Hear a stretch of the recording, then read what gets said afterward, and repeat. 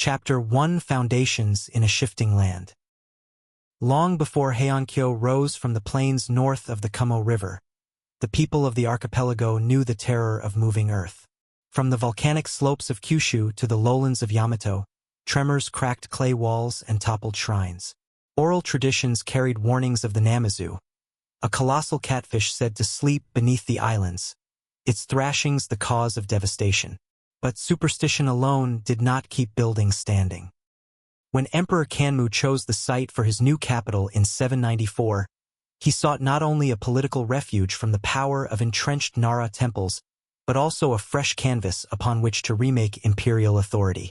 The city's planners envisioned a grid layout inspired by the Chinese Tang capital of Chang'an, but adapted to the constraints of local terrain and materials. They called upon master builders from Yamashiro and Owari provinces, men whose knowledge had been honed through generations of trial and error.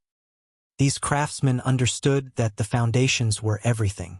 Where earlier generations dug shallow footings in compacted clay, Heian architects began experimenting with layered bases of rammed earth, gravel, and interlocking stones. Each layer served a purpose: drainage during rains, cushion against tremors, a stable platform for timber uprights. In some temple compounds, the builders excavated deeper pits and filled them with alternating bands of sand and crushed rock. The principles guiding this work were simple yet profound. A building could not hope to withstand an earthquake by brute rigidity alone. Instead, it needed to distribute shock to flex without splintering. This idea, what later generations would call damping, lay at the heart of Japan's architectural resilience. As the city took shape, the Great Hall of State rose at its center, a vast timber edifice intended to embody imperial authority. Its pillars, some exceeding a meter in diameter, rested on foundation stones that had been painstakingly leveled and seated within beds of compacted gravel.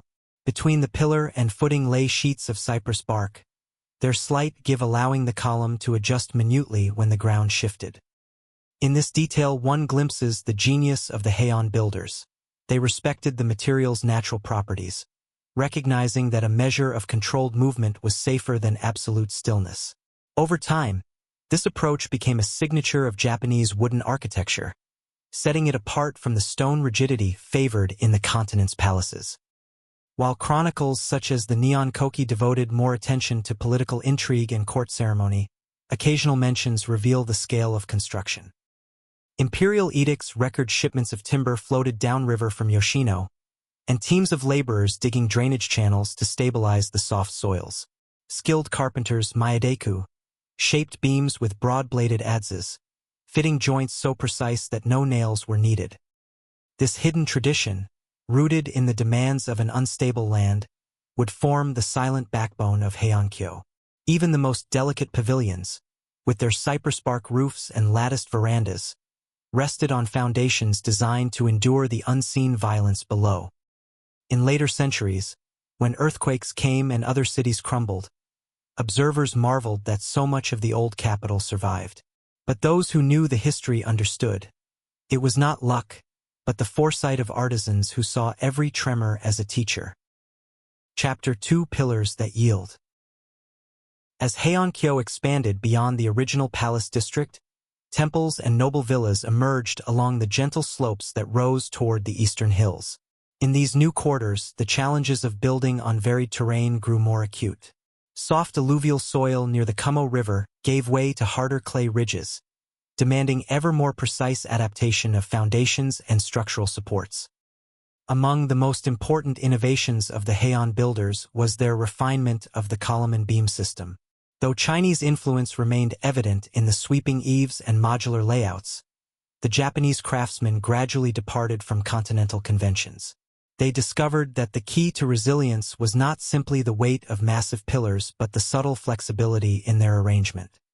Central to this was the shinbashira, or heart pillar, a vertical timber that, in pagodas, could run from base to finial without fastening rigidly to the surrounding floors.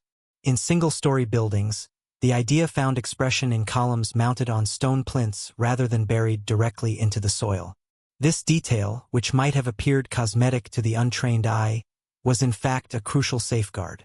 When the earth trembled, the columns could sway slightly atop their footings, absorbing motion rather than transmitting it unfiltered to the rest of the frame.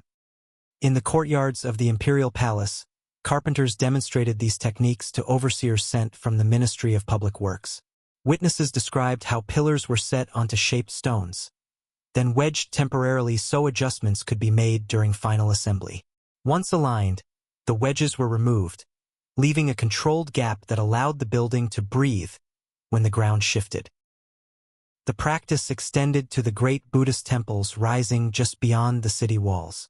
The Enryakuji complex on Mount Hai, though primarily a spiritual center, also became a proving ground for architectural experimentation. Here, builders confronted not only seismic activity but the steep, uneven terrain.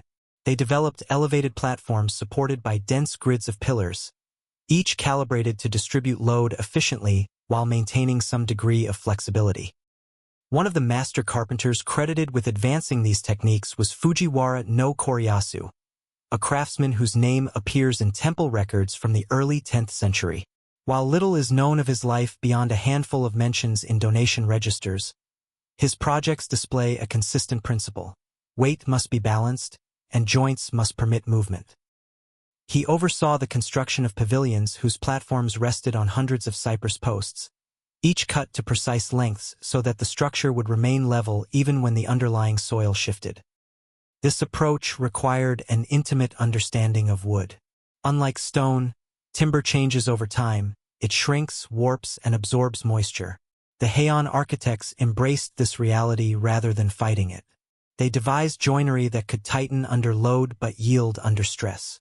Mortises were shaped with slight tapers, allowing tenons to seat firmly without splitting the beams. Brackets were carved in intricate, interlocking profiles that distributed forces evenly across the assembly.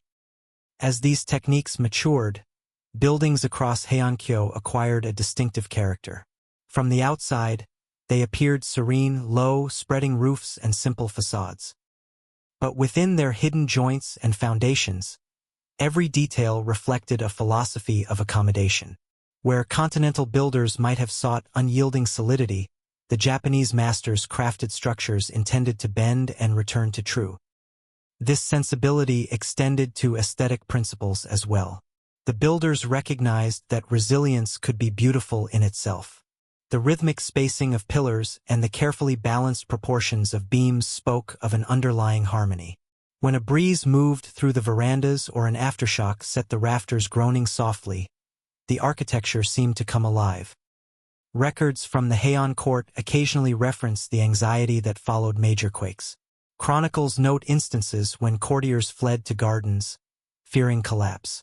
Yet time and again, inspections revealed only minor damage. Tilted screens shifted roof tiles, while the essential framework held firm. Over decades, confidence grew in the quiet skill of the Myadeku and the wisdom of their innovations. It is telling that few grandiose inscriptions commemorate these achievements. In a culture that prized poetry and ceremony, the work of the builders remained largely unspoken, its success measured by the simple fact that people survived. To modern historians, this reticence is itself a kind of testament. The Heian architects did not need to proclaim their triumphs. Their buildings proclaimed them with every earthquake endured.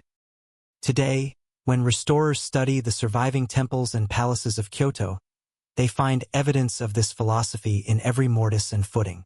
And they recognize in those details a lesson as relevant now as it was 1,000 years ago.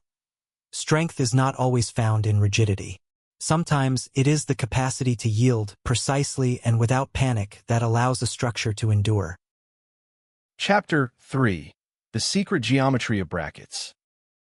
As Heian-kyo matured into the cultural and administrative heart of Japan, its architecture evolved beyond the straightforward replication of Chinese prototypes. Nowhere was this more apparent than in the system of bracket complexes known as Tokyo. While to casual observers these layered corbels and beams appeared purely ornamental, graceful flourishes beneath the wide eaves, they were in fact one of the most sophisticated anti-seismic measures of their age. The essence of the Tokyo lay in its layered, cantilevered arms. Each bracket was a small marvel of geometry, carved from cypress or zelkova and joined without nails. The lowest arms projected horizontally from a column, supporting the next tier above, which extended a little further. This pattern continued in ascending steps until the eaves themselves rested securely on the outermost arms. The resulting form distributed the weight of the massive roof across multiple points while also allowing for independent movement during a tremor. Carpenters in Heian developed increasingly refined profiles for these brackets. Earlier designs used relatively simple T-shaped blocks, but by the 9th century, builders began carving more elaborate step compositions. These were not only stronger, but also contributed to the visual rhythm that became a hallmark of classical Japanese architecture. Among the temples that showcased the full potential of this system was the Shikokuji complex, an expansive site that combined devotional halls, lecture spaces, and living quarters for monks. Documents from the temple archives describe how each building was assigned a dedicated team of master carpenters, each with apprentices who spent years mastering the proportions of the bracket arms. These records also show the remarkable attention to incremental adjustments. Even slight variations in wood grain could require a carpenter to modify the angle of a bearing surface by fractions of a degree. This pursuit of precision arose not from vanity, but from necessity. When earthquake struck, the bracket system had to function as a kind of shock absorber. As the ground rippled beneath the footings, each cantilever flexed in sequence, converting sudden jolts into a series of small, dissipated movements. A roof that appeared motionless from a distance would momentarily lift and resettle on its hidden web of joints. Contemporary accounts sometimes liken the phenomenon to a great bird folding and unfolding its wings. One chronicle from the 10th century describes how, during an earthquake, the rafters of the temple rose as if breathing, only to return to their original position without splintering. For a society that revered subtlety and harmony, the elegance of such a solution held aesthetic as well as practical appeal. Outside the temples, this bracket system found its way into the palatial residences of the aristocracy. The mansions of the Fujiwara clan, whose influence defined much of Heian politics, incorporated deep eaves supported by carefully proportioned corbel arms. In these dwellings, the same principles applied. A structure must never fight the Earth's motion head-on, but rather yield to it in measured increments. Craftsmen responsible for the Tokyo also maintained private records, kyuden, which compiled their findings. These manuscripts were often transmitted orally before being committed to writing, and they reveal a deep respect for tradition blended with a readiness to refine and adapt. One master carpenter recorded, "What is old must be preserved. What is proven must be continued. What is uncertain must be tested." It is this balance of continuity and experimentation that allowed Heian architects to avoid the stagnation sometimes seen in other monumental cultures. Another innovation intertwined with the bracket system was the use of hidden struts, diagonal supports set behind decorative facings. These struts operated as braces during lateral shocks, but did not interfere with the building's proportions. Over generations, builders perfected ways to conceal these structural elements so that they contributed to strength without marring the visual serenity of a temple hall. The Great Audience Hall, where emperors received foreign envoys, presented the highest test of these methods. Its broad roof, sheathed in bark and supported by an intricate Tokyo array, spanned an area large enough to hold hundreds of courtiers. Yet when an earthquake struck in the mid-10th century, observers reported that the hall suffered only superficial cracks. The bracket system had done its work, distributing the impact across hundreds of interlocking components. This resilience became an emblem of cultural pride. While Chinese stone structures sometimes collapsed catastrophically under seismic strain, the Japanese wooden halls, light on their footings and responsive in their joinery, could absorb forces far beyond what their appearance suggested. In poems and diaries, courtiers would occasionally remark on this paradox. How buildings so refined in their ornament were, in truth, fortresses against the Earth's unpredictability. The cumulative effect of these innovations was a quiet confidence. Over time, the people of Heian came to trust that their world, though fragile in appearance, was girded by layers of hidden strength. When tremors came, life continued. Roof tiles rattled, scrolls tumbled from shelves, but the great brackets bore the weight and returned to stillness. Break time equals 0. 25s/. Today, restorers and historians studying the remnants of Heian architecture see in the Tokyo more than an aesthetic flourish. They recognize it as a declaration that resilience can be woven into the fabric of beauty, and that even the gentlest curves and shadows can harbor the discipline to endure catastrophe. Chapter 4. The Quiet Mastery of Joinery. As the centuries unfolded, the Heian builders continued refining their techniques, quietly perfecting a language of joinery that would define Japanese architecture long after the imperial court had receded from its height of power. In this craft, the most vital lessons were never recorded in official histories. Instead, they lived in the hands of carpenters, passed from teacher to apprentice in the cool shade of timber workshops or beneath the unfinished beams of rising pavilions. The principles of Heian joinery revolved around a paradox: the need to create a rigid frame that could still accommodate subtle movement. The solution was an astonishing array of interlocking joints, mortises and tenons, lap joints, scarf joints, each cut to tolerances so fine that no nails or glue were required. When assembled, these connections formed a unified structure that held together under its own internal balance. One of the most ingenious of these methods was the Shiho-tsugi, or four-way hooked scarf joint.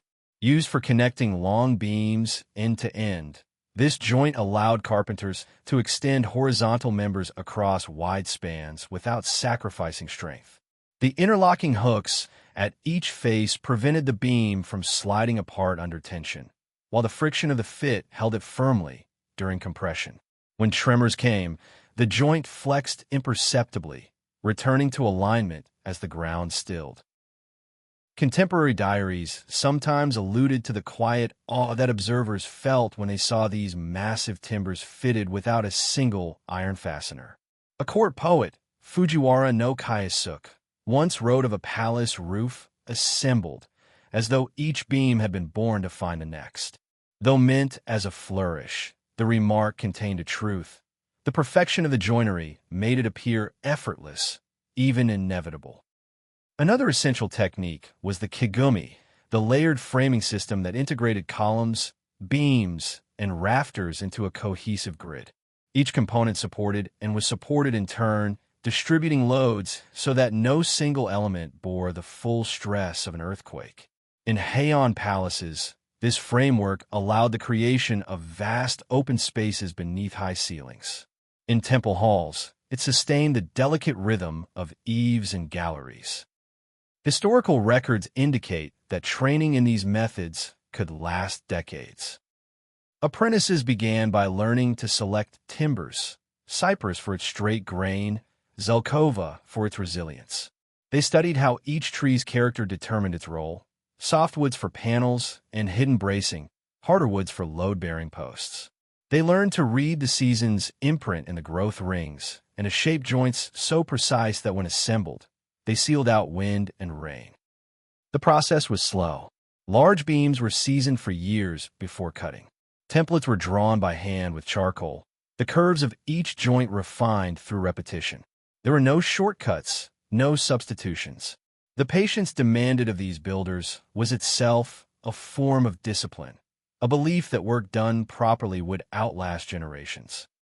During earthquakes, this philosophy proved its worth. Unlike stone or brick structures, which shattered under sudden stress, timber frameworks could flex. The joints expanded fractionally under force, then returned to their resting positions. In the aftermath, repairs were often minimal: a shifted plank here, a cracked bracket there. The essential skeleton remained intact, waiting only for the finishing layers to be restored. One of the most remarkable examples of this endurance was seen in the Great Lecture Hall of Taiji Temple. Records recount an earthquake in the late 10th century that toppled outer gates and damaged storehouses, yet left the main hall standing. Inspectors sent by the Ministry of Works noted that the secret lay in the building's hidden lattice of joinery. The framework had behaved not as a static assembly, but as a living organism, bending where it must, settling again when the shaking ceased. Outside the elite circles of court and temple, these techniques also informed more modest buildings. Townhouses and rural shrines adopted simplified joinery adapted to humbler budgets. Though these smaller structures lacked the grandeur of the imperial palaces, they shared the same quiet understanding. Survival lay not in defiance of nature, but in harmony with it. In later eras, when war and neglect consumed much of Heian Kyo's splendor, the remnants of these frameworks still rose above fields of ruin. Travelers described lonely pavilions standing unbroken amid collapsed walls, a testament to the foresight and skill of long-forgotten carpenters. Even when roofs caved and floors rotted, the underlying joints remained locked together, waiting for restoration. Today, scholars who study these structures see them not merely as relics, but as teachers. Each mortise is an argument for patience. Each tenon is proof that discipline can transcend centuries. In the hidden lattice of beams and brackets, one finds the essence of the Heian builder's mindset: to work with time rather than against it, to shape materials in anticipation of both beauty and disaster. And so, in the long corridors of Kyoto's surviving temples, visitors sometimes pause to gaze upward at the darkened timbers overhead. Few understand all that lies concealed behind the surfaces, the silent ingenuity that made survival possible. Yet even without words, the craft endures, a record of the countless hands that labored to create structures able to move with the earth and remain standing long after their makers were gone. Chapter 5: The Pavilion of Seasons. In the northern quarter of Heian-kyo stood a structure unlike any other in the city, known simply as the Pavilion of Seasons. It was a graceful hall commissioned by an imperial prince who wished to host poetry gatherings among blossoming trees and drifting autumn leaves. Though built for contemplation and ceremony, this pavilion would ultimately reveal the extraordinary versatility of Heian period engineering. From the outside, the building appeared almost weightless. Slender cypress pillars, deep eaves, and latticework screens that could be slid open to admit the breeze. A roof of layered bark undulated gently over the verandas. Garden paths led from its threshold to groves of plum, maple, and bamboo, so that every season brought a different palette of fragrance and color. Court diaries record that guests gathered there to compose waka poems, sipping sake as the moon rose above the distant hills. Yet beneath its elegance lay the same principles that sustained the grandest temples. The Pavilion of Seasons rested on a foundation designed to absorb the unpredictable motions of the earth. Its platform was raised on a grid of stone footings, each topped by a mortised capstone to receive the columns. Between the capstones and the timber rested thin pads of bark and woven reed, humble materials chosen for their capacity to flex. This foundation allowed each pillar to shift incrementally without displacing the floor above. When minor tremors struck, the pavilion moved as a unified body. Contemporary observers sometimes described the sensation as if the whole building were breathing. An unsettling thought to those unfamiliar with its purpose, but a reassurance to those who trusted in the skill of its makers. Inside, the pavilion's walls were not load-bearing.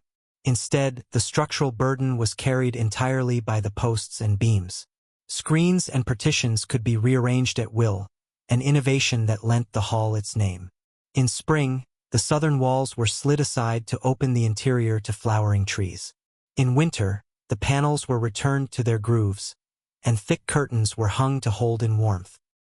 The flexibility extended to the roof, where a shallow pitch and multiple layers of bark created a surprisingly resilient barrier against rain.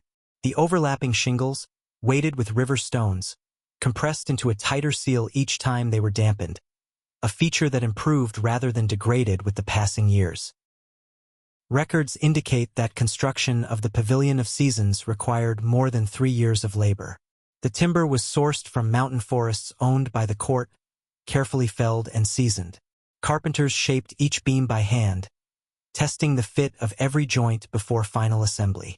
Nothing was left to improvisation.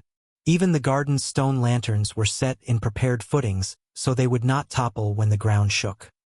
Visitors in the Heian era often remarked on the hall's tranquility. In poems, it was called the house that floats, a place where the boundary between nature and architecture dissolved. The sense of lightness was more than aesthetic. It was a direct consequence of the engineering choices that prioritized resilience and balance over sheer mass. In 984, a significant earthquake struck the capital, damaging parts of the imperial palace and collapsing sections of the city wall. Yet when inspectors reached the Pavilion of Seasons, they found it standing unharmed. A few roof stones had shifted, and a single reed mat had fallen from the veranda, but the pillars remained true. The builders' confidence in their methods had been vindicated yet again. This event cemented the pavilion's reputation as a masterpiece. Nobles commissioned similar halls, though few achieved the same subtle harmony. What set the original apart was not merely the quality of its materials or the care of its joinery, but the clarity of purpose, to build a structure that could exist in partnership with the landscape and its dangers. Over time, the pavilion became a symbol of Heian ideals. In literature, it stood for cultivated refinement, the ability to create beauty amid uncertainty. In practice, it demonstrated that the same principles guiding the construction of vast temples could be applied on an intimate scale. As the centuries passed, political fortunes shifted. The capital's power waned, and much of the surrounding district fell to neglect. Yet the Pavilion of Seasons endured, restored and repaired by successive generations of carpenters who understood that its survival depended on preserving the integrity of its hidden foundations and adaptable frame. Today, only partial reconstructions remain, but the principles behind its design have never been forgotten. In every modern building that balances aesthetic grace with seismic resilience, there is an echo of this quiet masterpiece. The lesson endures: architecture, when conceived with humility toward the forces of nature, can achieve a kind of permanence that outlasts empires. In the surviving fragments of the Pavilion of Seasons, the smoothed footings, the weathered brackets, the old joinery darkened by centuries, scholars and craftsmen alike find inspiration. The house that once appeared to float on air has become an enduring testament to the Heian builder's genius. That true strength often reveals itself not in resisting change but in learning to move with it. Chapter 6: Earthquakes as Teachers. To the Heian builders, earthquakes were not merely disasters to be feared but instructors to be heeded. In every tremor lay a lesson. Some nuance of movement, some hidden flaw exposed in the joinery, some weakness in the foundations waiting to be corrected. The written chronicles, when they bothered to mention such matters at all, often focused on courtly disruptions. How ministers fled their chambers, how precious scrolls spilled across polished floors. But in the carpenters' workshops, each quake was a chance to refine their art. The Great Earthquake of 887, which later generations would call the Nina earthquake, was among the most significant of these teachers. Records describe how walls collapsed in the imperial palace and large sections of the city's earthen ramparts crumbled. In the aftermath, carpenters and laborers moved swiftly through the capital, inspecting every temple, every noble residence, every humble shop. What they discovered confirmed a core principle. Structures that relied on sheer mass and rigid fastenings fared poorly. Stone fences cracked. Tall earthen storehouses split along their seams. But buildings that rested lightly on their footings, framed with precise joinery and layered brackets, often survived with minimal harm. In those days, no scientific vocabulary existed to describe inertia, resonance, or stress distribution, yet the Heian craftsmen recognized patterns through experience.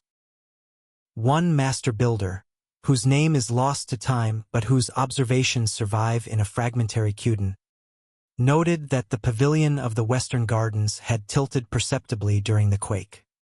When the inspectors examined the foundation stones, they found that several had sunk into the earth at uneven rates.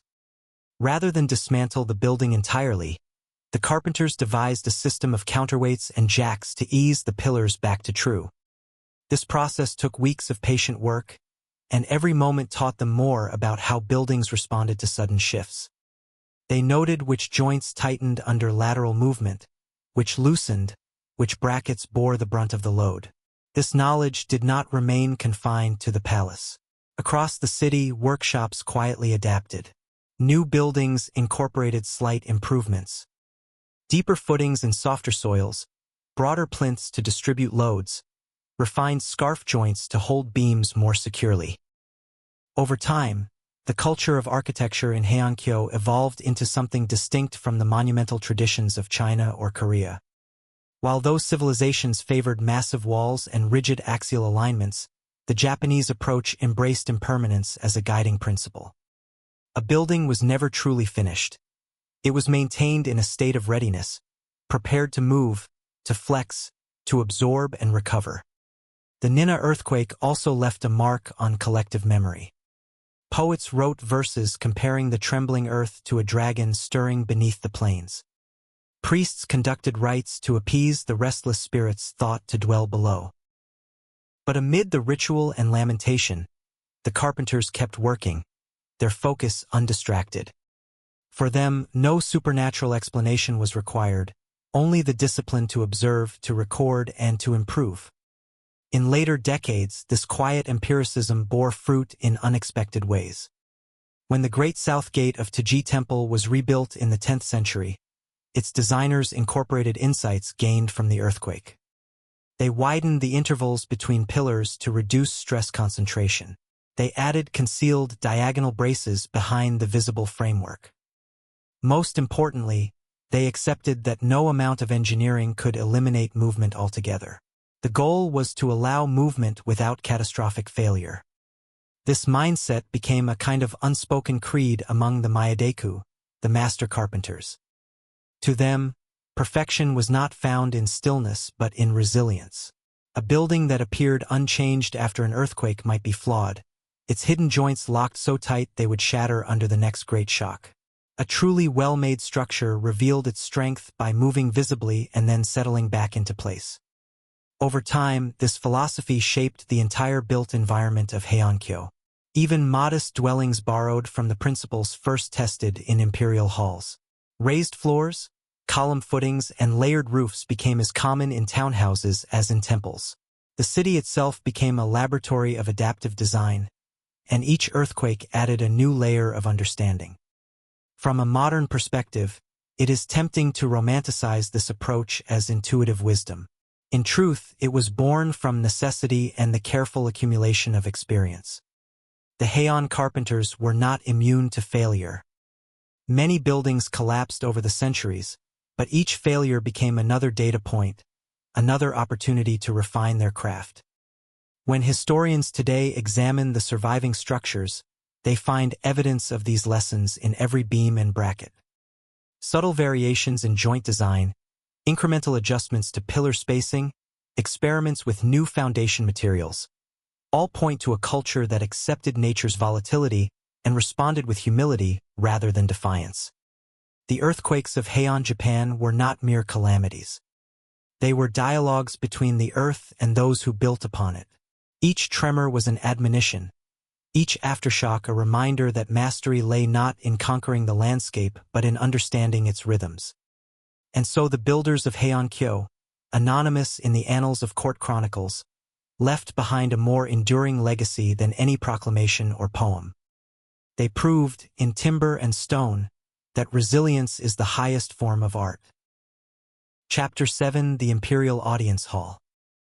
At the heart of Heian rose the Great Audience Hall, or Daigokuden, a vast rectangular structure that symbolized imperial power more visibly than any other edifice. From its broad stairway to its soaring roofline, every proportion declared the centrality of the emperor in the cosmic order. But beneath this ceremonial grandeur lay the same quiet engineering innovations that sustained more modest buildings across the city.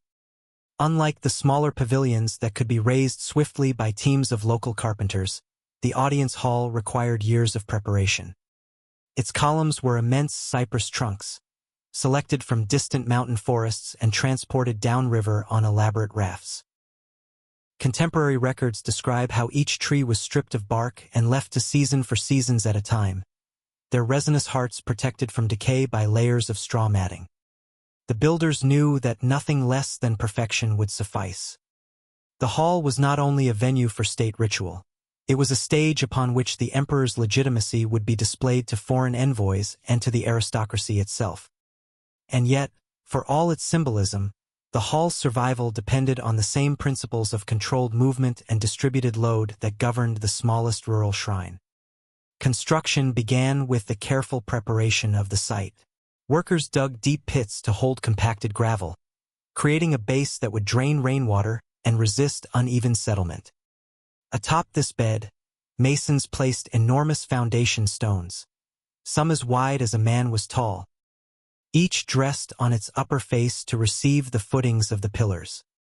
Unlike in continental palaces, these stones were not mortared to each other.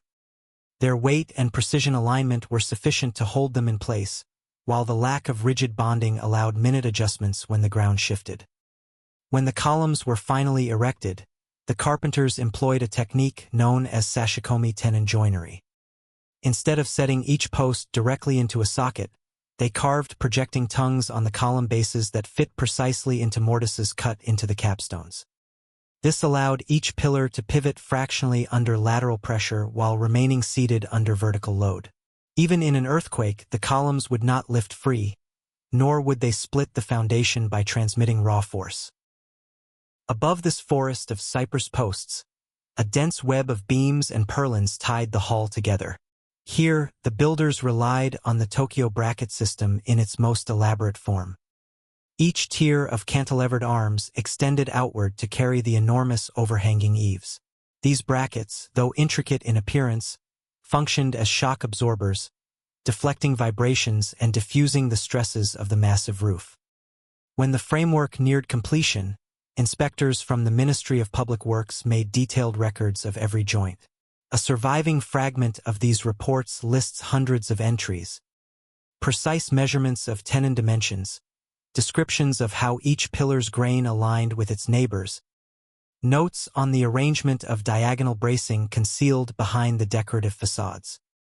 In the final stages of construction, craftsmen laid the roof. Unlike later tiled structures, the audience hall was originally sheathed in bark shingles layered in thick courses.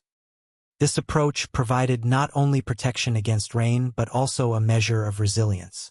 Under the impact of an earthquake, the shingles could shift minutely without shattering. Where heavy ceramic tiles might have fallen in lethal cascades, these lighter materials posed less risk to those below. When the hall was consecrated, the emperor and his retinue processed beneath banners and ceremonial canopies. Chroniclers described how the crowd marveled at the symmetry of the pillars, the perfect alignment of the roofline. But few would have understood the hidden achievements that made such spectacle possible. Over the decades that followed, the audience hall endured countless tremors. Inspectors occasionally recorded damage. Cracked brackets, dislodged roof shingles, settled footings. Each time, teams of carpenters set about repairs. What they found was that the underlying structure rarely required rebuilding. The same principles, controlled flexibility, distributed stress, respect for material behavior, ensured that the building survived not by resisting the earth, but by yielding to it in carefully designed ways. In the 11th century, a fire consumed much of the hall's superstructure. But when work began to reconstruct it, the foundation stones and lower joinery were found largely intact. This, too, was a testament to the original builders' foresight. Their design had anticipated that disaster might come from any direction, and they had prepared accordingly. When modern historians study the plans of the audience hall, they often remark on the paradox it embodies. On the surface, it was the most formal and ceremonial space in the empire. Yet behind its solemn facade lay a structural philosophy that was humble in its recognition of nature's supremacy. The builders did not pretend to conquer earthquakes or time. They simply made a hall that would adapt again and again, as long as people had the will to tend it.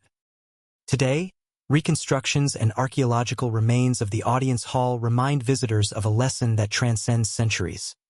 True authority is not declared solely in displays of grandeur.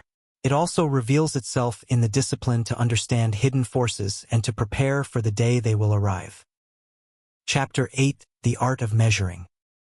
Though the Heian carpenters are remembered for their elegant brackets and resilient joinery, another skill was equally crucial to their success: the precise art of measurement. Break time equals 0. 25s/ in a world without steel tape measures, spirit levels, or modern surveying instruments, the ability to lay out a building to exact proportions required ingenuity and discipline refined over generations. This art began long before construction commenced. When a new temple, hall, or pavilion was proposed, a team of senior craftsmen assembled to take the first measurements of the site. They used tools whose simplicity concealed their effectiveness. Lengths of braided cord, wooden rulers carved to official standards, and plumb lines weighted with stones. Each of these instruments was passed down in the workshops, maintained with care to ensure accuracy did not drift over time. The foundational measurement was called the ken, a standardized interval between pillars that also defined the proportions of beams and roof modules.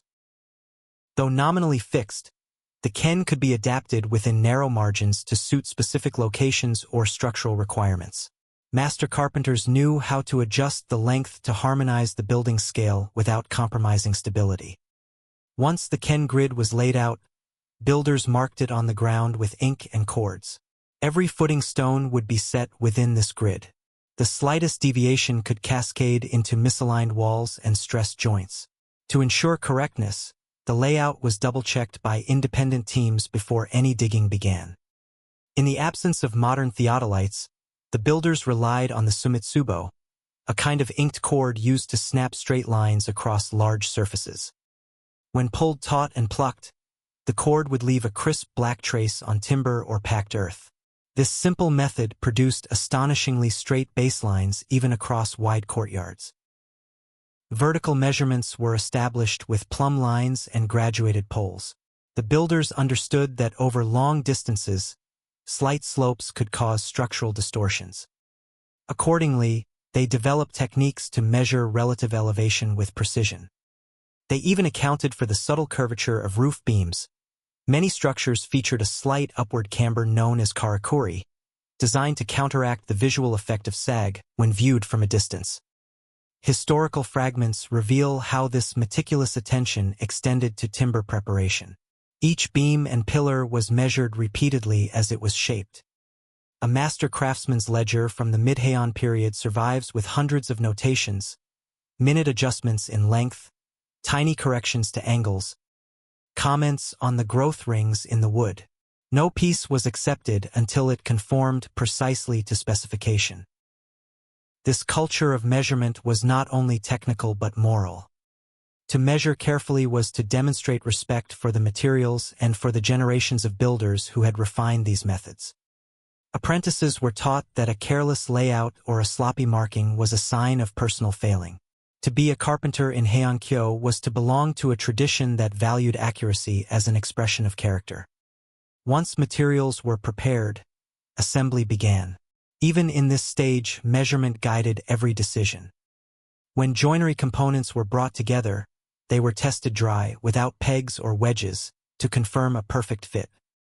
Senior carpenters inspected each joint, feeling with fingertips for any gap or unevenness invisible to the eye. When necessary, adjustments were made with small hand planes and chisels until the pieces met seamlessly. Earthquakes tested this precision. Buildings with sloppy tolerances were the first to fail, their joints shearing apart under stress. Structures laid out with care, in contrast, moved as unified wholes. Inspectors after each tremor noted that the same temples and halls consistently suffered the least damage, always the ones where measurement had been most exact. Over time, the art of measuring became one of the defining markers of a master builder's reputation. To be known for precision was to secure commissions from the highest patrons. Even aristocrats unfamiliar with the intricacies of joinery recognized that careful proportions lent a structure both beauty and strength. In the later Heian period, as architecture grew more ornate, measurement took on new challenges. Carved transoms, decorative latticework, and curving gables required increasingly sophisticated layouts. Yet the underlying principles remained unchanged. No flourish could compromise structural clarity. Even the most elaborate carving began with straight lines snapped across the timbers by a cord soaked in ink. Today, when historians study the remains of Heian buildings, they marvel at the consistency of their proportions. Despite the limitations of the tools, the margins of error were vanishingly small. The same techniques appear again and again across sites separated by decades or hundreds of kilometers, evidence of a shared discipline that transcended individual workshops. This discipline of measurement was the quiet backbone of Heian resilience. Without it, no bracket complex could distribute weight, no hidden joint could flex safely, no roof could ride the tremors of the earth. Measurement made the difference between collapse and survival. In the end, it was not only an act of technique but of faith. Faith that the world could be shaped with care, that order could be drawn from chaos, and that a building laid out with true proportions might endure long beyond the life of its maker. Chapter 9. The Hidden Brackets. While the elegance of Heian roofs was apparent to any observer standing in a palace courtyard or temple forecourt, the hidden systems supporting those roofs were less obvious. Yet it was precisely these unseen structures, the concealed brackets and bracing, that made survival possible when the ground began to shift. In the Heian era, builders referred to the bracket complex as Tokyo, a term encompassing the tiers of cantilevered arms that projected from the tops of pillars to carry the heavy eaves. From a distance, Tokyo appeared decorative, an ornamental flourish meant to lend dignity to an imperial building. But the true brilliance of the system lay in what the eye could not see. Behind the visible ranks of brackets were secondary struts and blocks, carefully layered to create both vertical support and lateral flexibility.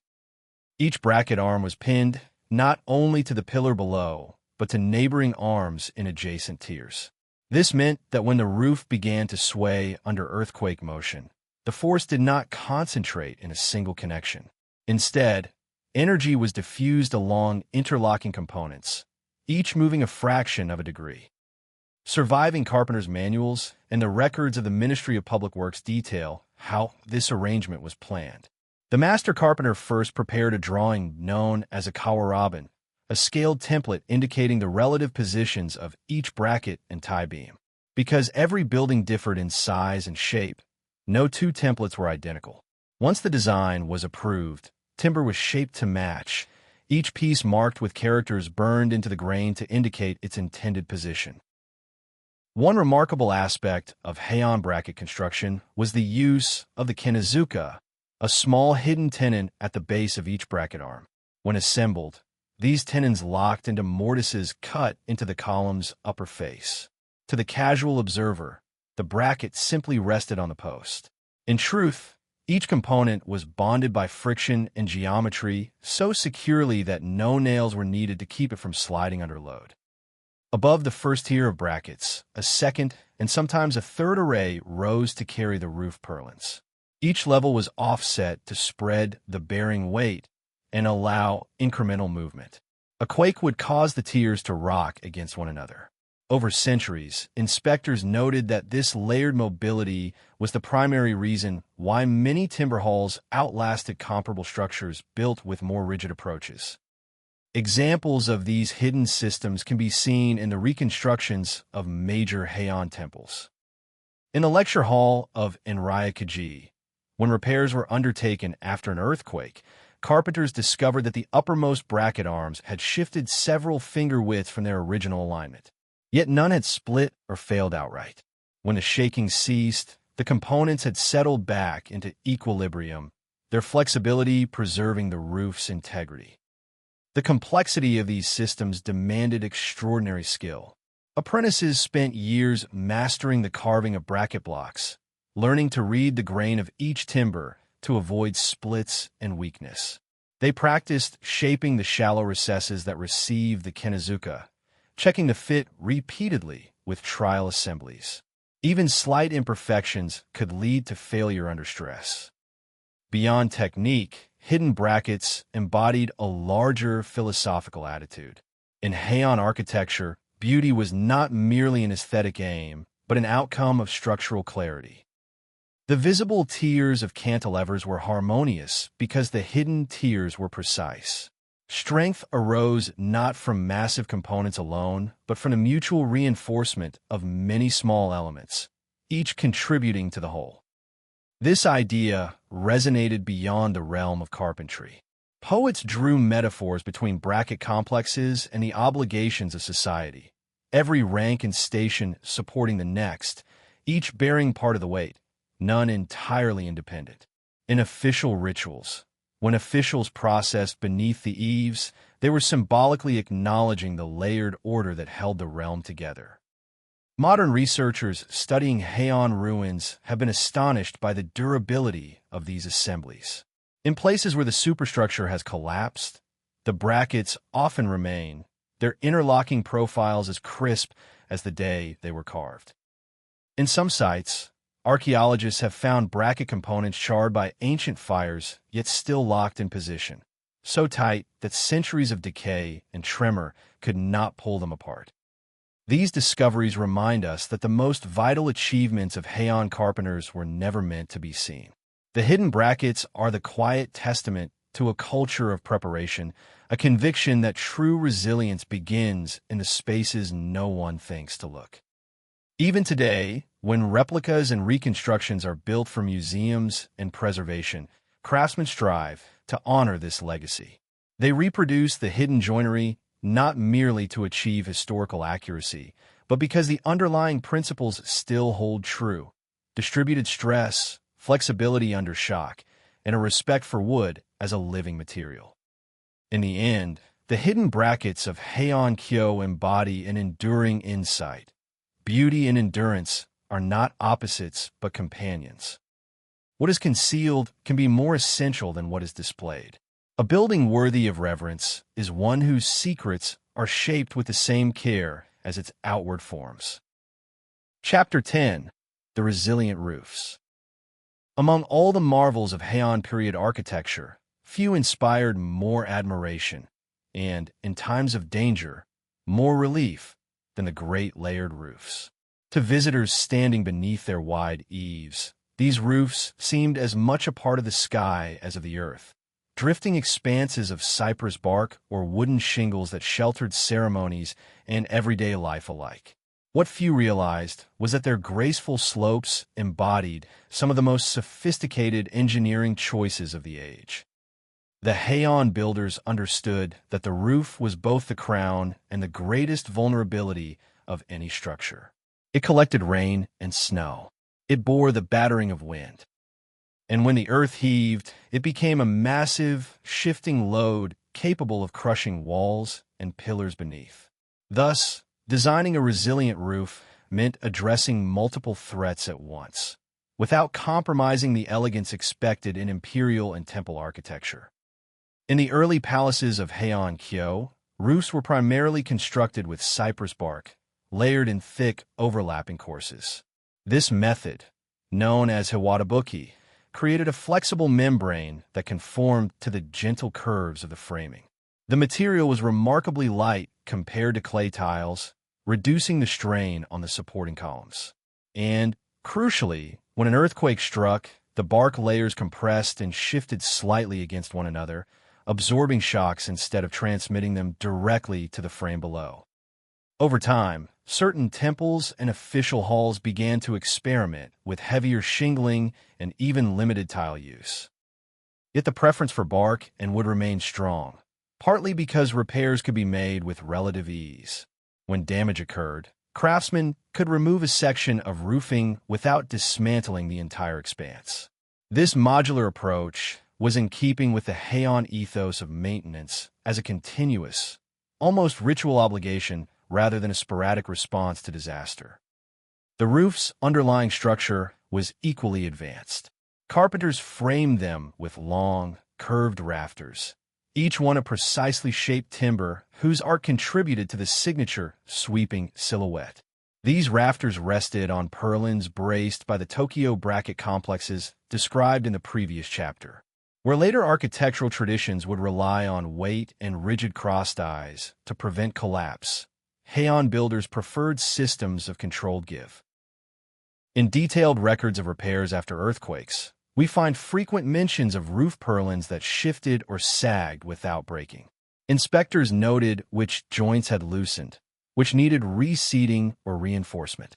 Instead of seeing this movement as a flaw, they understood it as evidence that the building had behaved correctly, bending to the violence of the tremor and then returning to rest. Another crucial innovation lay in the use of ridge beams running the length of the roof crest. Rather than securing the ridge absolutely, builders created a system where the ridge beam was pinned but allowed to rock fractionally. This deliberate allowance prevented the violent, twisting forces of an earthquake from snapping the ridge apart. Where the eaves projected far beyond the walls, sometimes by several meters, the load was distributed by hidden cantilever beams running back toward the building's center of gravity. This arrangement minimized the risk of catastrophic leverage if one section began to fall. In practical terms, it meant that even when roof corners fractured or broke away, the main structure often remained intact. From an aesthetic perspective, these engineering measures did more than ensure survival. They also produced a visual lightness that became a hallmark of Heian design. To stand in a courtyard and look upward was to see a roof line that seemed almost afloat, unburdened by the mass it concealed. In poetry, this quality was likened to clouds or draped silk, an image reinforced by the seasonal play of light and shadow across the layered bark.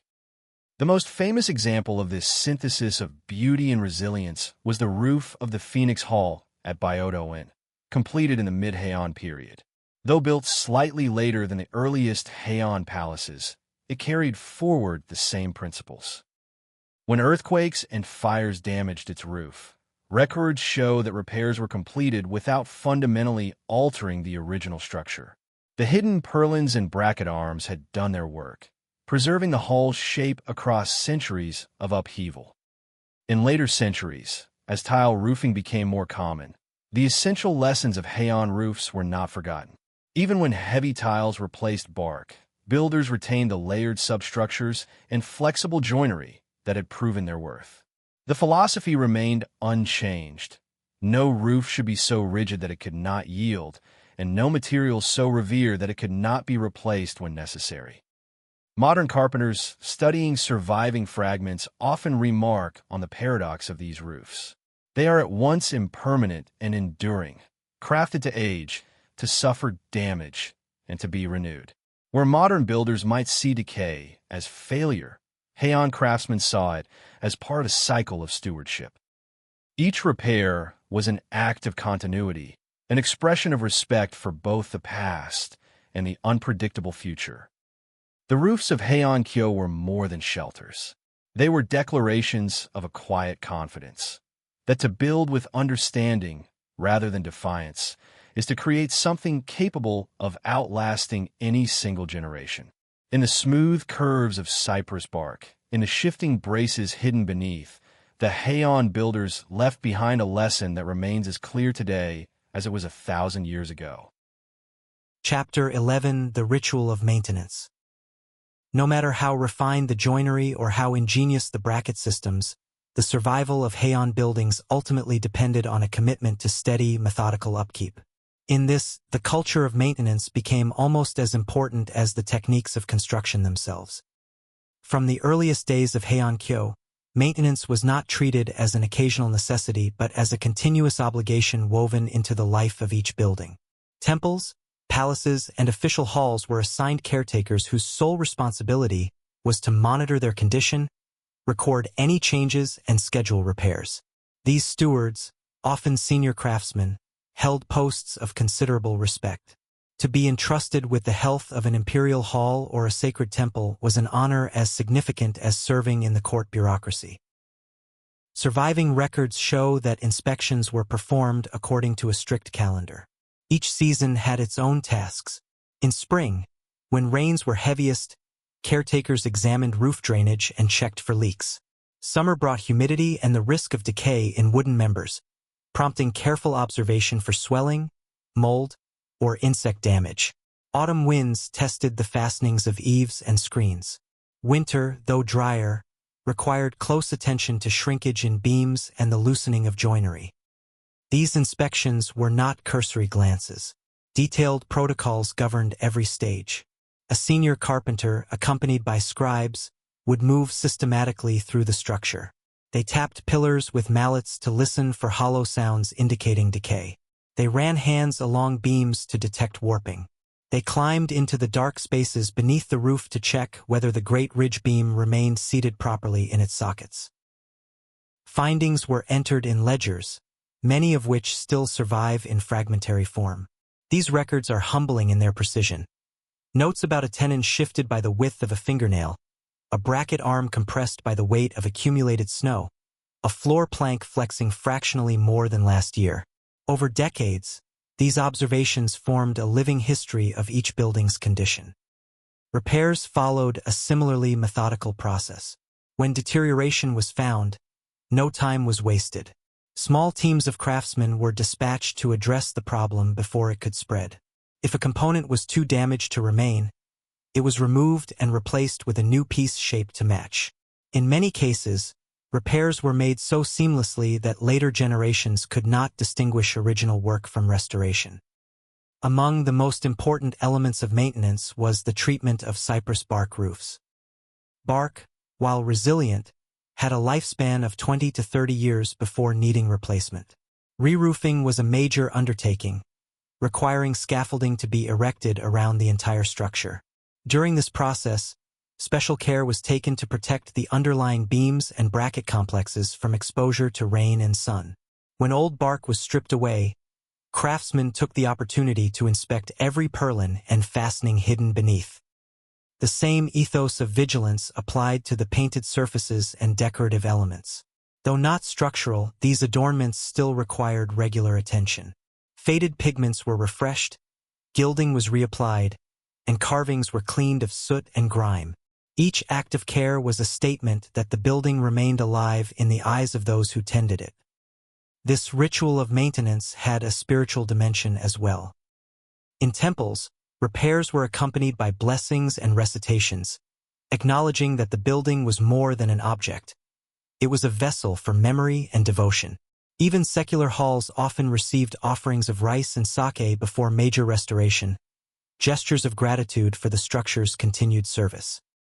Modern historians sometimes contrast this approach with later periods when grand buildings were left untended until they fell into ruin and had to be reconstructed wholesale. The Heian mindset was different. Builders and stewards alike believed that continuity mattered more than novelty. To preserve a roof beam that had weathered a century of storms was an achievement in itself, a quiet triumph of attention over indifference. The cumulative effect of this maintenance culture was profound. Many Heian structures lasted far longer than contemporary buildings elsewhere in the world. Some survived multiple earthquakes, fires, and political upheavals with their essential frameworks intact. Where damage did occur, it was usually limited in scope and swiftly corrected. In the end, this ethos of care extended beyond architecture. It reflected a broader belief in the virtue of gradual, patient stewardship, whether of a building, a family estate, or the realm itself. To neglect routine attention was to invite decline. To maintain faithfully was to honor the past and secure the future. Today, when restorers and historians walk among the few remaining Heian buildings, they trace with reverence the evidence of this ancient commitment. They see not only the ingenuity of joinery and design, but the legacy of countless hands that labored to keep each structure sound. Every plank replaced, every bracket reseated, every coat of oil applied across centuries became part of an unbroken story of vigilance and respect. Break time equals 0. 25s/. In the soft sheen of aged cypress, in the clean lines of a roof that has survived 1,000 seasons, we glimpse the central truth of Heian resilience. That beauty alone does not endure without the discipline to sustain it, day after day, generation after generation. Chapter 12: The Geometry of Harmony. The Heian builders did not approach their work as mere assembly of timber and stone. They understood architecture as a delicate geometry, an ordering of forms and spaces that reflected not only structural necessity but also a philosophy of harmony. For them, a building's proportions were no less important than its materials, and perhaps more crucial to its endurance across time. The origins of this thinking stretched back to continental influences, especially Chinese ideals of symmetry and axial alignment. But in Heian-kyo, these concepts evolved into something distinctly Japanese, blending rigid formal layouts with gentle asymmetries that softened the experience of space. A structure was expected to align along cardinal directions, north to south, east to west, yet also to respond to the natural contours of its site. One of the key tools for achieving this harmony was the proportional module of the ken. Nominally defined as the distance between two pillars, the ken served as the building block from which all other measurements flowed. Floors, bays, and even roof overhangs were established as multiples or fractions of this standard. The advantage was twofold. First, it ensured consistent spacing and joinery across a building. Second, it allowed a design to be scaled up or down in predictable ways. Careful records show how precisely this modular system governed construction. When planning a new hall, the master carpenter began by calculating the number of ken needed to achieve the desired size. Every subsequent measurement, height of eaves, depth of verandas, width of corridors, derived from that first determination. In this way, buildings large and small remained proportionally coherent, regardless of their purpose. Beyond the ken, Heian builders employed other proportional ratios drawn from classical texts and refined by experience. For example, the depth of an eave often corresponded to half the height of the supporting pillar. The pitch of a roof slope was set so that the ridge rose precisely 1/3 higher than the eave. Though these numbers varied between projects, the underlying principle never changed. Proportion was a form of order that honored both function and beauty. This commitment to geometry extended into ornament as well. Bracket complexes were carved in rhythmic progressions of size and shape. Decorative latticework followed repeating intervals. Even painted patterns on beams and walls were laid out with compass and straightedge to achieve balance and repetition. Yet Heian builders were not slaves to symmetry. Where the site demanded, they adapted. A temple precinct might be offset from perfect north if the terrain required it. Verandas could be widened to capture prevailing breezes or accommodate seasonal gatherings. In such adjustments lay the essential Japanese preference for an architecture that felt responsive rather than imposed. This delicate balance, formal clarity tempered by practical accommodation, became a signature of Heian design. To walk through an imperial hall was to sense at every step an unseen grid of relationships. The measured spacing of pillars, the calibrated height of lintels, the calculated depth of shadows beneath the eaves. Each part reinforced the others, producing a quiet cohesion that invited contemplation. Earthquakes tested these proportions as rigorously as any other aspect of construction. Engineers found that buildings with poorly judged dimensions, too tall without adequate base width, too broad without sufficient bracing, fared worst under seismic shock. Conversely, structures grounded in careful ratios proved more stable. The reason was straightforward. A balanced distribution of mass and force reduced the likelihood of concentrated stress. Over time, the Heian emphasis on proportion left a legacy that extended well beyond Kyoto. Later periods continued to draw inspiration from these principles. The timber halls of Kamakura and Muromachi eras adapted and refined them, but the essential idea remained. Geometry is not mere ornament but the very skeleton of resilience. Contemporary architects studying surviving Heian examples often remark on the serenity these spaces evoke. That serenity arises not solely from materials or decoration but from the underlying mathematics of the plan. Even after centuries of wear and reconstruction, the measured relationships endure, evidence of minds that saw in proportion a reflection of cosmic order. In today's reconstructions and academic models, the Ken grid and its related ratios remain a subject of fascination. Digital simulations confirm what ancient builders knew intuitively. When dimensions are harmonized, forces travel more predictably through a structure. Vibrations dissipate instead of amplifying. Weight settles evenly rather than twisting unpredictably. Thus, the geometry of Heian buildings reveals a larger lesson. In an age without modern science, these craftsmen discovered that a building's grace and its survival are not separate ambitions. They are two faces of the same discipline. A respect for proportion, a devotion to balance, and a conviction that harmony with nature is the surest path to endurance. In the measured shadows of an ancient temple corridor, in the quiet intervals between its pillars, we glimpse the enduring power of this idea, a geometry that still holds its shape long after the hands that set it down have turned to dust. Chapter 13: Sacred Spaces and Earthbound Grace. In the heart of Heian Kyo, where the palace walls gave way to temple courtyards and quiet wooded enclosures, architecture took on another role, one beyond shelter, beyond resilience.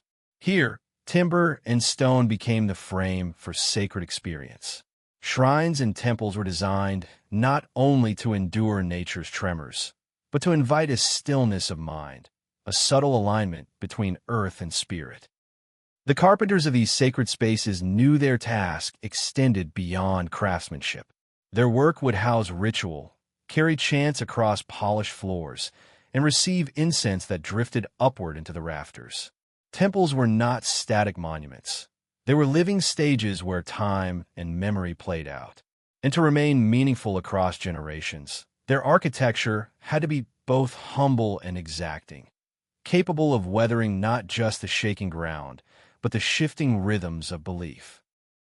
In these structures, spatial arrangement followed more than geometry. It followed symbolism. The axis of a temple complex, the orientation of its gates and halls, the number of bays and steps, all were carefully chosen according to Buddhist cosmology or Shinto reverence for landscape. In many temples, a visitor would pass through successive thresholds, each space quieter than the last, until reaching a sanctuary where words faded and proportions alone created a sense of presence. What kept these spiritual buildings standing through centuries of quakes was, again, the quiet intelligence of Heian construction.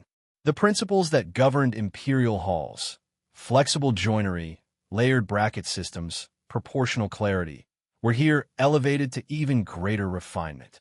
The more sacred the function, the more precisely its structure was balanced between permanence and change. Consider the case of the kondo, or main hall, of a Heian Buddhist temple. Typically raised on a shallow platform, it featured wide eaves to protect the statues within and open bays that allowed ceremonies to unfold beneath natural light. Every beam and rafter was designed to move with the earth, not in defiance, but in dialogue. The ceiling, often coffered and ornamented, was suspended in such a way that it could flex gently without cracking. The same wisdom appeared in the Handen, or inner sanctum of a Shinto shrine. Though smaller in scale, these spaces were built with equal care. Many were designed to be disassembled and rebuilt at regular intervals, a ritual known as Shikinen Sengu. In this tradition, the architecture itself became a vessel for renewal. Earthquakes or decay were not failures. They were reminders that the sacred must be tended, re-embodied, and never assumed to be eternal in form. In such spaces, even the gardens contributed to resilience. Stone paths directed foot traffic along gentle slopes, reducing erosion. Drainage channels lined with moss softened the rush of rain. Trees were planted not only for shade or beauty, but for wind buffering and anchoring the soil. The architecture flowed into the landscape, not above it. Another layer of Heian thinking that blurred boundaries between constructed form and natural order. When seismic waves arrived, and they did, unpredictably, temples groaned and flexed. Lanterns swayed, screens shivered, and floorboards shifted with a soft creak. But more often than not, the buildings remained standing. Their timber cores, seasoned by centuries and shaped by steady hands, gave slightly, then returned to stillness. The sacred did not fall because it had never clung rigidly to the ground in the first place. There are accounts in court chronicles of monks calmly continuing their prayers during tremors, unmoved by the shaking because the buildings themselves had earned their trust. In some temples, earthquakes became moments of reflection, proof that even the earth had its rhythms, its tides, its reminders that stability is always relative. These sacred buildings stood not as fortresses, but as vessels, receptive, breathing, shaped with understanding. And that understanding included the humility to accept that nothing built could resist nature by strength alone. Resilience came from the ability to yield without breaking, to adapt without dissolving, to preserve what mattered through form that welcomed movement. In modern times, architects and engineers return again and again to these temples for insight. They study the fit of joinery, the layering of bark shingles, the flexible supports tucked behind ornamental beams. And more than technique, they study an attitude, a way of thinking that sees the sacred not as something walled off from the world, but as something quietly in rhythm with it. In the faded halls of Heian shrines and temples, what remains is more than wood and roof. It is a philosophy built into every curve and silence, that true grace lies not in resisting the world, but in listening to it. Chapter 14. The Legacy in Timber. As the centuries passed and Heian-kyo transformed, as dynasties shifted and new capitals rose, many of the grand palaces and temples of the age eventually fell to fire, decay, or deliberate dismantling. Yet their legacy did not vanish. It remained embedded in the memory of craftsmen and the unbroken lineage of carpentry guilds that carried the knowledge forward, piece by piece, beam by beam. After the Heian period, Japan entered eras of turbulence and consolidation. The Kamakura shogunate brought military governance, and with it new demands for fortification and practicality in construction. But even as priorities changed, the essential insights of Heian architecture, its flexible joints, its proportional modules, its philosophy of maintenance, continued to inform every major project. One reason the knowledge survived was the tradition of oral teaching. Master carpenters passed their skills directly to apprentices, who in turn taught the next generation. These lessons were not merely about technique.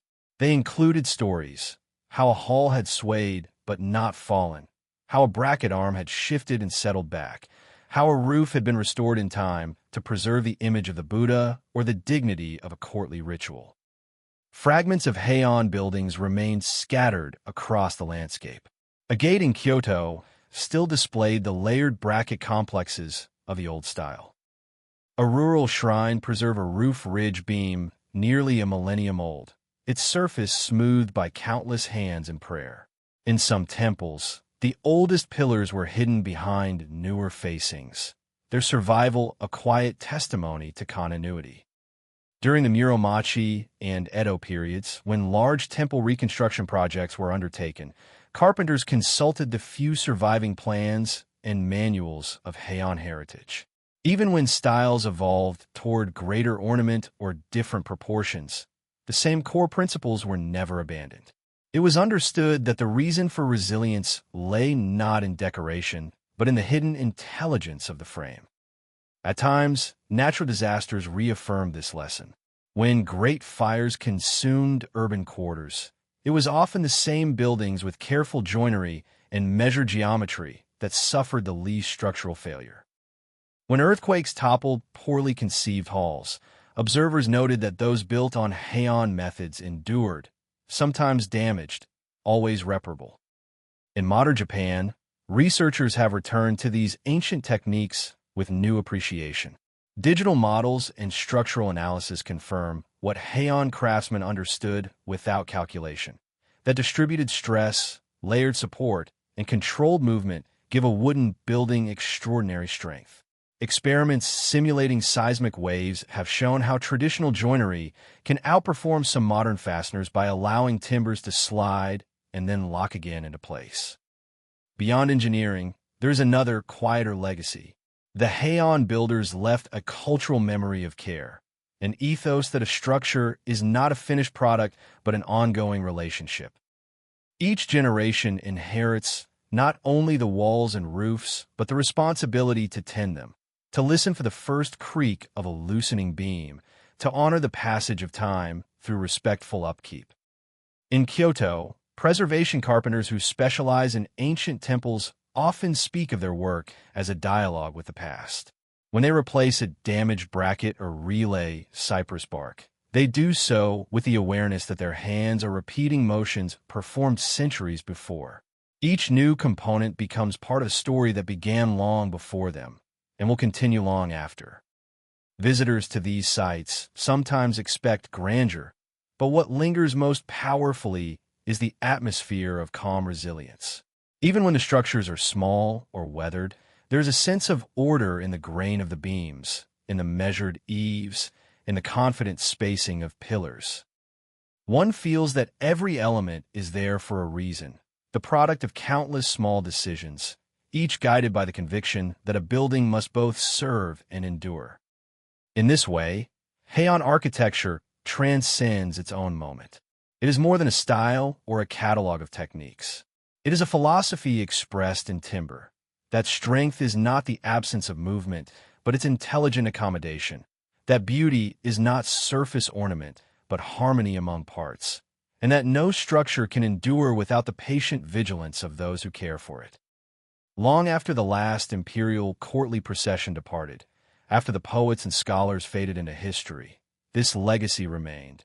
Pillars that still stand, beams that still hold their shape, and the quiet knowledge that in respecting the forces of nature, the builders created something larger than themselves. Chapter 15 Lessons for the Future.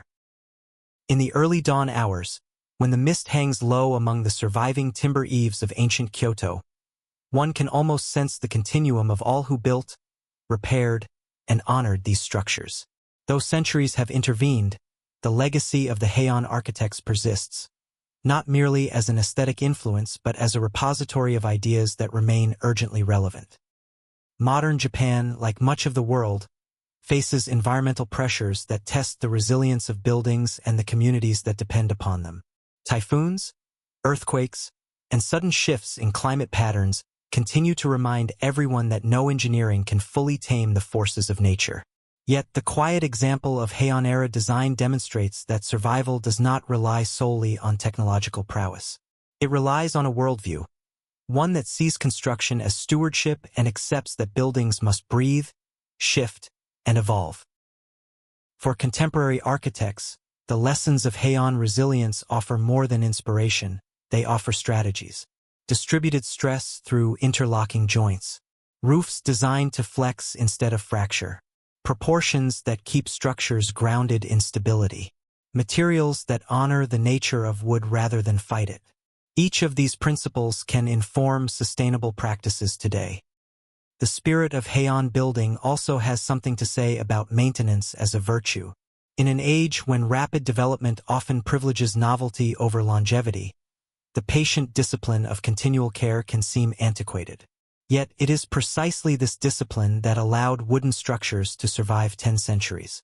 The idea that each generation inherits both the shelter and the obligation to tend it remains as relevant now as it was in the year 800.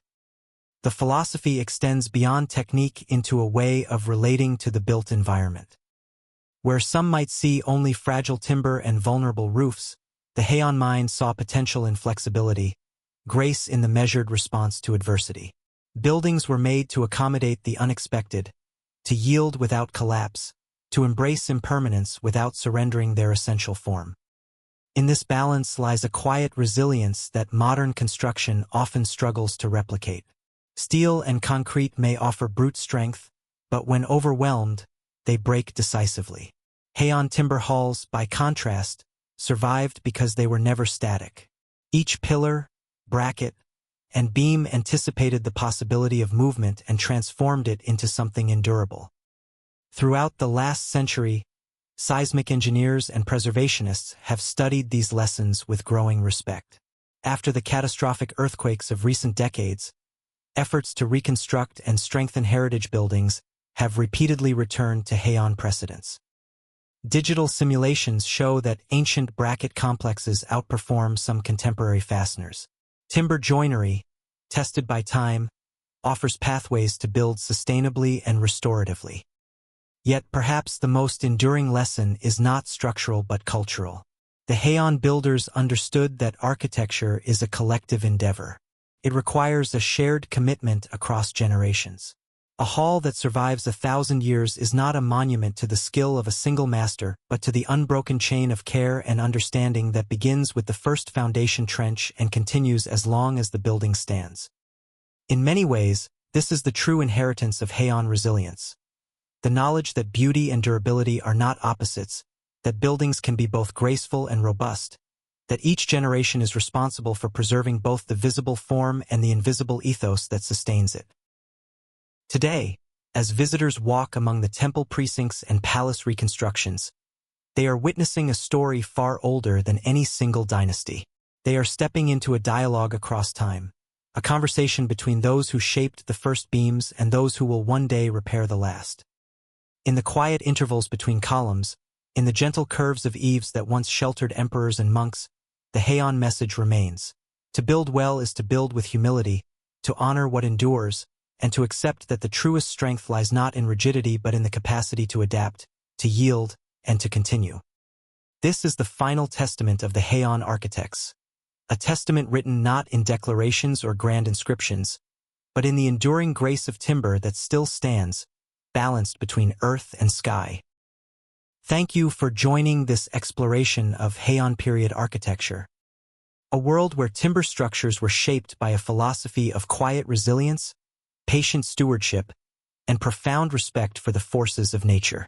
May these stories of ancient builders inspire you to see that true strength lies not merely in resisting change, but in understanding how to live in balance with it. Until next time, may you find beauty in all that endures and grace in all that evolves.